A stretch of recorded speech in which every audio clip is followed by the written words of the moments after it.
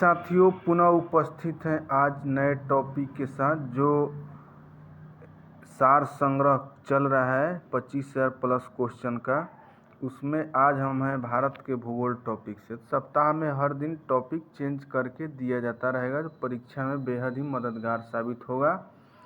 तो हमारे चैनल के साथ जुड़े रहिएगा। चैनल नहीं सब्सक्राइब किए तो सब्सक्राइब जरूर कर लीजिएगा और शेयर भी कीजिएगा। चलिए चलते हैं। टॉपिक आपको दिख रहा है क्या है? भारत का भूगोल। भारत का भूगोल, भारत की स्थिति एवं विस्तार के बारे में जान लेते हैं। भारत का क्षेत्रफल विश्व के कुल भौगोलिक क्षेत्रफल कितना है? 2.4। आकार की दृष्टि से भारत का विश्व में कौन सा स्थान है? 7वां है, माने क्षेत्रफल की दृष्टि से 7वां। विश्व की कुल जनसंख्या कितना प्रतिशत भारत में निवास करता है? तो 16.7%। ठीक है, अब आगे चलते हैं। आगे है आपका भारत का क्षेत्रफल 32,87,263 वर्ग मीटर है। ठीक है, भारत की उत्तर से दक्षिण तक लंबाई 3214 किलोमीटर और पूर्व से पश्चिम 2933। भारत की स्थल सीमा की लंबाई कितनी है? तो 15,200। ठीक है, भारत की तटरेखा की कुल लंबाई कितनी है? भारत की तटरेखा की कुल लंबाई जो है कितनी है? 6100 किलोमीटर। द्वीप सहित भारत की तटरेखा की लंबाई 7516.5। ठीक है, भारत का ध्रुव दक्षिणी भाग भूमध्य रेखा से कितना दूर है? तो 876 किलोमीटर। ठीक है, भारत में कितने राज्य समुद्र तट रेखा में है? तो 9 गो। ठीक है, कै गो? 9 गो। ठीक है, उसके बाद आते हैं भारत की किस राज्य की तटरेखा सबसे लंबी है? तो सबसे लंबी तटरेखा जो है किसकी है? गुजरात की। किसकी है? गुजरात की। ठीक है, गुजरात। ठीक है, भारत के किस राज्य की तटरेखा सबसे छोटी है? तो गोवा की। कौन सी अक्षांश रेखा भारत के मध्य से होकर गुजरती है? तो कर्क रेखा। ये कर्क रेखा जो है कुल कितने राज्यों से गुजरती? 8 राज्यों से। ठीक है, केप भारत की मुख्य भूमि का दक्षिणी नोक क्या है? तो केप केमोरिन। ठीक है, भारत का सबसे दक्षिणी बिंदु इंदिरा पॉइंट। भारतीय भूमि का सर्वाधिक उत्तरी भाग इंदिरा काल। ठीक है, इंदिरा काल। भारत का दक्षिणतम बिंदु कहाँ स्थित है? तो अंडमान निकोबार द्वीप समूह में। ठीक है, भारत की मुख्य भूमि को रामेश्वरम द्वीप से कौन अलग करता है? तो पंबन चैनल। ठीक है, आदम का पुल किन देशों के मध्य स्थित है? तो भारत और श्रीलंका। ठीक है, डंकन पास किसके बीच स्थित है? तो दक्षिण अंडमान और लघु अंडमान, वही छोटा अंडमान। दीव एक द्वीप है। क्या है? द्वीप है। वह कहाँ स्थित है? गुजरात के तट पर। श्रीलंका को भारत से कौन अलग करता है? तो मन्नार की खाड़ी। ठीक है, भारत का कौन सा भूभाग प्राचीनतम है? तो प्रायद्वीपीय पठार। ठीक है, याद रखेंगे अच्छी तरह से। भारत का पूर्वी समुद्र तट किस नाम से जाना जाता है? कोरोमंडल तट। भारत के पश्चिमी समुद्र तट का उत्तरी भाग किस नाम से जाना जाता है? कोंकण तट। भारत के पश्चिमी समुद्र तट का दक्षिणी भाग किस नाम से जाना जाता है? मलाबार तट। देखिए प्लेलिस्ट बना हुआ है, उसमें मैप सहित सब बताया गया है, पूर्वी भाग और दक्षिणी भाग के बारे में। ठीक है, और क्या बताया गया है? और ये तमाम जानकारी बताया गया है। कौन सा तमाम जानकारी? ये क्या बोला जाता है? इसका नाम है कोरोमंडल तट, ये सब कोंकण तट, मलाबार तट कौन कहाँ है, मैप से देख लीजिएगा, बेहद ही आसानी से माइंड में सेट हो जाएगा।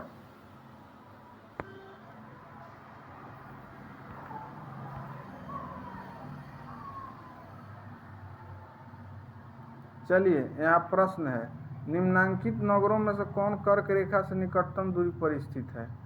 तो गांधीनगर। कौन? गांधीनगर। दूसरा क्वेश्चन है, कौन सा महत्वपूर्ण अक्षांश भारत को दो लगभग बराबर भागों में विभाजित करता है? तो 23.5 डिग्री उत्तरी अक्षांश। ठीक है, निम्नलिखित में से कौन सा भारतीय राज्य कर्क रेखा के उत्तर में स्थित है? तो मणिपुर। कौन? मणिपुर। ये बहुत वीवीआई है।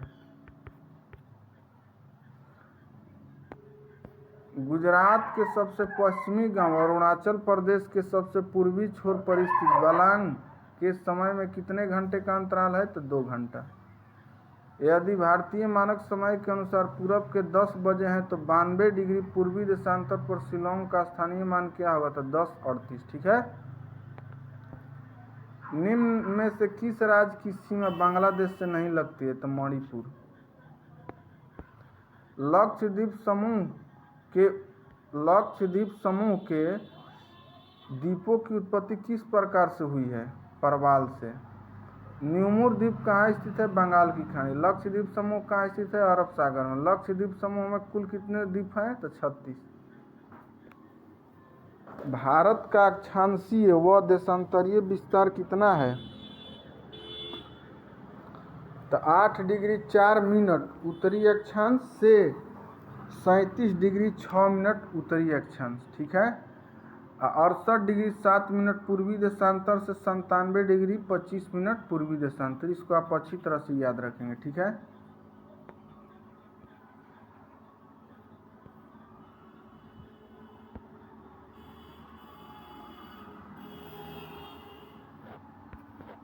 अब नेक्स्ट की तरफ देख लेते हैं। नेक्स्ट जो है आपका है भारतीय उपमहाद्वीप किस भूखंड का भाग है? तो गोंडवाना लैंड। भारत किस गोलार्ध में स्थित है? तो उत्तरी और पूर्वी। भारत का सुदूर पश्चिमी बिंदु कौन सा है? तो 68 डिग्री 7 मिनट पूर्व गुजरात में। शिव समुद्रम किस नदी पर बनाया गया द्वीप है? तो कावेरी। ठीक है। भारत की प्रादेशिक जल समुद्र तट से कितनी समुद्री मील की दूरी तक है? समुद्री झील की दूरी तक है? तो 12 समुद्री मील। 10 डिग्री चैनल किनके मध्य है? तो छोटा अंडमान और कार निकोबार। ठीक है। भारत पाकिस्तान के मध्य अंतर्राष्ट्रीय सीमा? तो रेड क्लिफ। कौन सा है? Red Cliff. भारत तथा चीन के बीच मैकमोहन। भारत और अफगानिस्तान के बीच डुरंड रेखा। इसको अच्छी तरह याद रखेंगे, एग्जाम में पूछा जाता है। भारत की सबसे लंबी स्थलीय सीमा किस देश के साथ है? बांग्लादेश के साथ। 4096 किलोमीटर। ठीक है।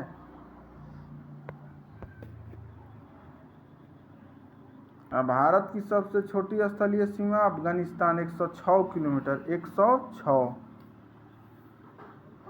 अब नेक्स्ट है आपका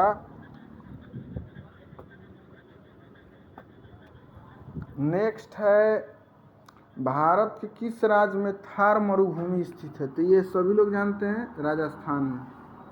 कहाँ पे? राजस्थान में। ठीक है।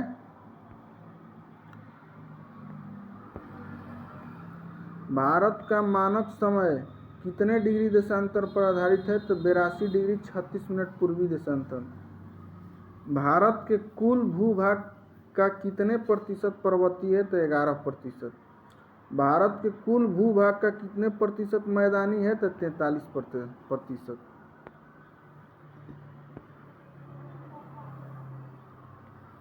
भारत और पाकिस्तान के बीच अंतर्राष्ट्रीय सीमा का निर्धारण रेड क्लिफ ने किया था, इसलिए इसे रेड क्लिफ के नाम से जाना जाता है। रेड क्लिफ एक आदमी है। ठीक है।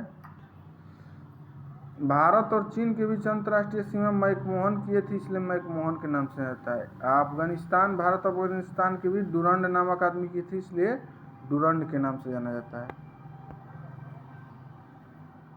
पड़ोसी देशों के साथ भारतीय सीमा की लंबाई। बांग्लादेश 4096, चीन 3917 किलोमीटर, यहाँ लिखा हुआ है।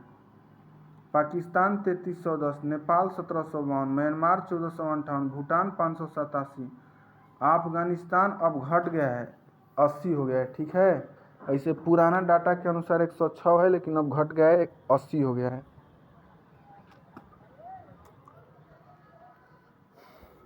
अब आइए जान लेते हैं भारत के पर्वत। हिमालय पर्वत किस प्रकार का पर्वत है? बलित पर्वत है। भारत का कौन सा पर्वत नवीनतम है? हिमालय। ठीक है। कौन सा है? हिमालय। ठीक है। भारत का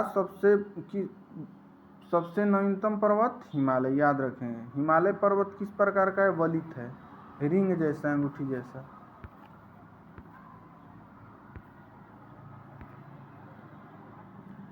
चलिए, अरावली श्रेणी की अनुमानित आयु 570 मिलियन वर्ष है। बार बार पूछा जाता है एग्जाम में। अरावली श्रेणी किस राज्य में स्थित है? राजस्थान। भारत का प्राचीनतम पर्वत श्रेणी तो अरावली, ठीक है।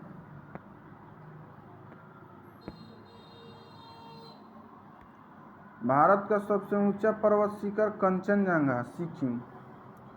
हिमालय की उत्पत्ति किस भू संतति से हुई है? तो टेथिस। हिमालय का पाद प्रदेश किस नाम से जाना जाता है? शिवालिक। हिमालय में हिम रेखा कहाँ मिलती है? तो 4500 से 6000 मीटर पश्चिम में। हिमालय श्रेणी में मिलने वाली संकीर्ण तथा अनुदैर्ध्य घाटियों को किस नाम से जाना जाता है? तो धूम। नंदा देवी चोटी हिमालय के किस भाग में स्थित है? कुमायूं। किसमें? कुमायूं में। उत्तरांचल के सबसे ऊंचे पर्वत शिखर का नाम क्या है? तो नंदा देवी। शिवालिक श्रेणी का निर्माण कब हुआ? तो सेनोजोइक युग में, ठीक है।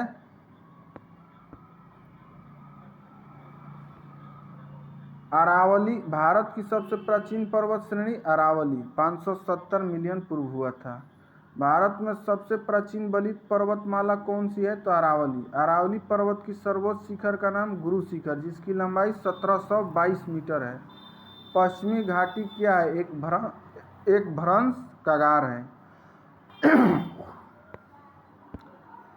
किस पर्वतमाला को सह्याद्री के नाम से जाना जाता है? तो पश्चिमी घाट। पश्चिमी घाट की सबसे ऊंची चोटी अनाईमुद्दी, ठीक है। पूर्वी घाट के सर्वोच्च शिखर का क्या नाम है? महेंद्रगिरी। पूर्वी घाट एवं पश्चिमी घाट पर्वत श्रेणी का सम्मिलन स्थल है नीलगिरी पहाड़ी। भारत का सबसे दक्षिण भाग में स्थित पहाड़ी का नाम क्या है? कार्डेमम पहाड़ी, ठीक है। कार्डेमम पहाड़ी कहाँ है? तो केरल में है। कहाँ है? केरल में। कार्डेमम पहाड़ी जिन राज्यों की सीमा पर स्थित है वह है तो केरल और तमिलनाडु। छोटा नागपुर पठार की सबसे ऊंची चोटी का नाम क्या है? तो पारसनाथ। क्या है? पारसनाथ। चलिए नेक्स्ट देख लेते हैं। नेक्स्ट है आपका गिरनार पहाड़ी कहाँ स्थित है? तो बिहार में। अंडमान और निकोबार द्वीप समूह में सबसे अधिक ऊंची चोटी का नाम क्या है? तो सैडल पीक, याद रखेंगे। नर्मदा और ताप्ती नदियों के मध्य कौन सी पहाड़ी स्थित है? तो सतपुड़ा। गुरु पर्वत चोटी किस राज्य में है? तो राजस्थान में। सेवाराय की पहाड़ी स्थित है तमिलनाडु, बहुत बार पूछा गया है सेवाराय। छोटा नागपुर का पठार किस राज्य में है? किस प्रकार का है? तो छोटा नागपुर का पठार झारखंड में, याद रखेंगे। किस प्रकार का है? तो एक समप्राय भूमि है, ठीक है। पार भूमि कहाँ पाई जाती है? तो छोटा नागपुर में। महाराष्ट्र और कर्नाटक में पश्चिमी घाट को किस नाम से जाना जाता है? तो सह्याद्री। हिमालय के सर्वोच्च शिखर माउंट एवरेस्ट की ऊंचाई 88-48, कहीं कहीं 88-50 भी देता है, ठीक है। कहीं कहीं 88-50 भी देता है। तो इसको भी आप माइंड में रखेंगे।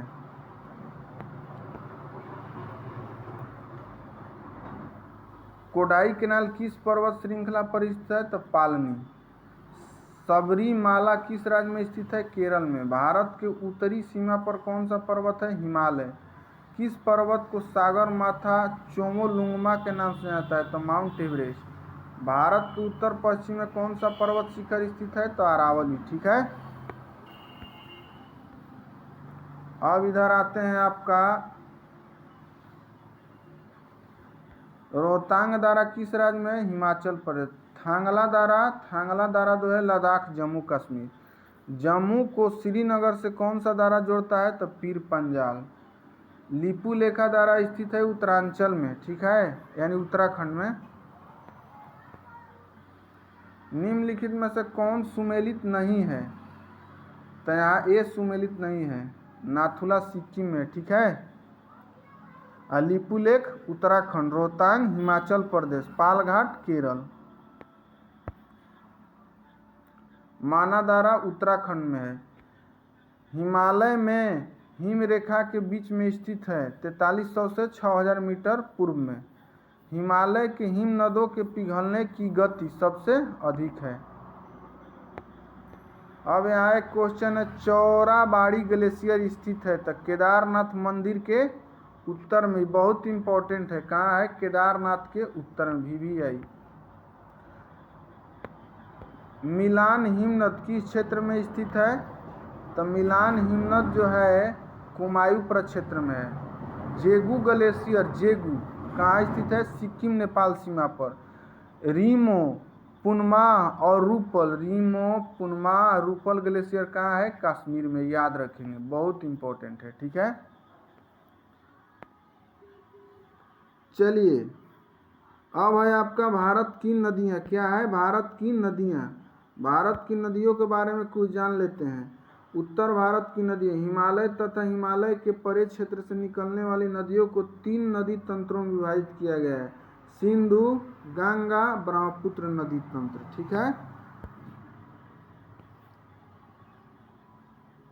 अब यहाँ हम जानेंगे, क्या जानेंगे? ये तो हो गया, आपको बता दिया गया यहाँ तक। कहाँ तक बता दिया गया? यहाँ तक हो गया है आपका। ये कहें कि यहाँ तक हो गया है। भारत के उत्तर पश्चिम में कौन सा पर्वत शिखर है? तो अरावली तक हो गया है। और यहाँ ये हो गया।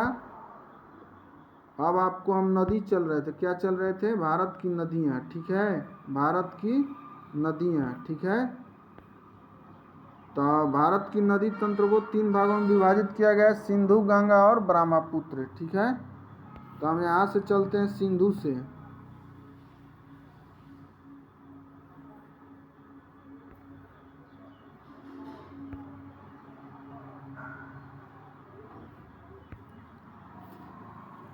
एक मिनट, भारत की नदी तंत्र हो गए। सिंधु से चलेंगे तो थोड़ा सा ये आपका छूट जाएगा, इसलिए धारा थोड़ा सा बता दे रहे हैं। भारत के प्रमुख धारा, क्योंकि चौथा चैप्टर हम बता रहे हैं, ठीक है। तो तीसरा भी थोड़ा सा जान लीजिए, ठीक है। तीसरा भी थोड़ा सा जान लीजिए, ठीक है। तीसरा है आपका भारत के प्रमुख धारा, प्रमुख धारा, ठीक है।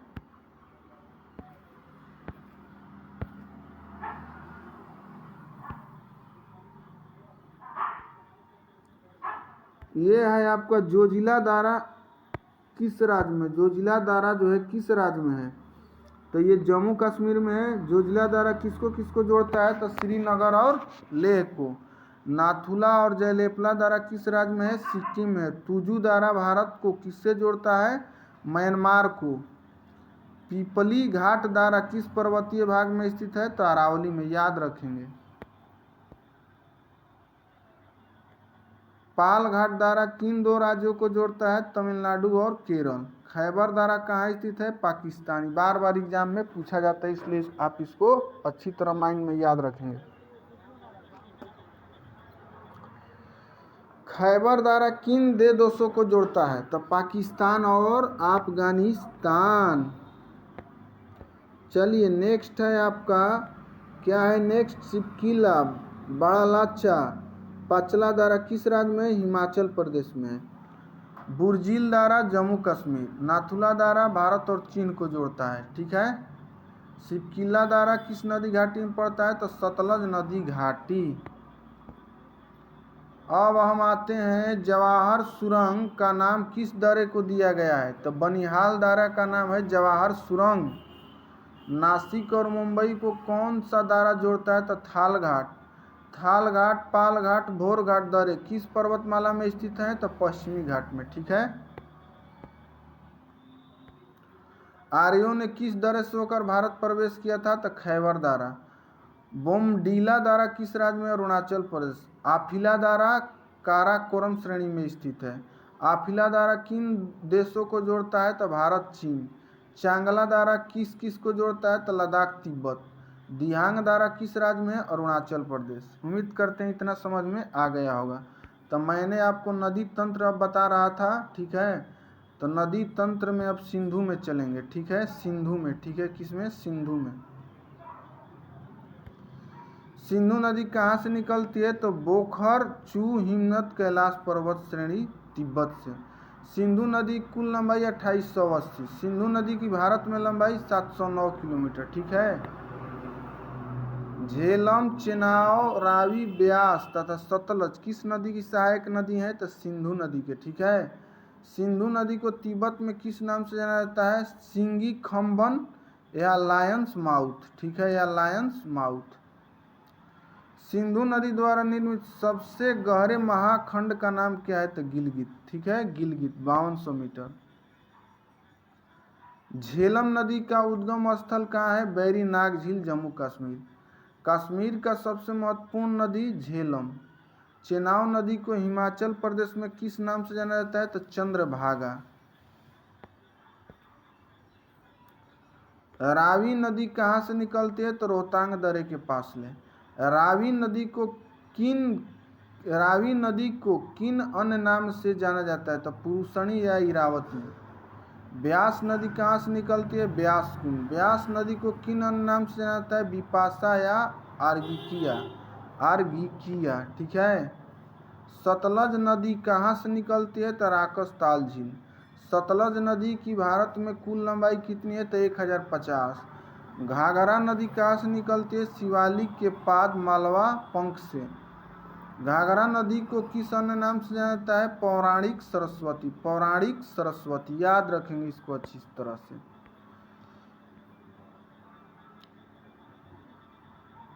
अब हम बता दे रहे हैं आपको किस नदी को बिहार का शोक कहा जाता है? तो कोसी। चंबल नदी की लंबाई 960। ब्रह्मपुत्र नदी तंत्र में अब चलते हैं, ठीक है। ब्रह्मपुत्र नदी कहाँ से निकलती है? तो मानसरोवर झील, ठीक है।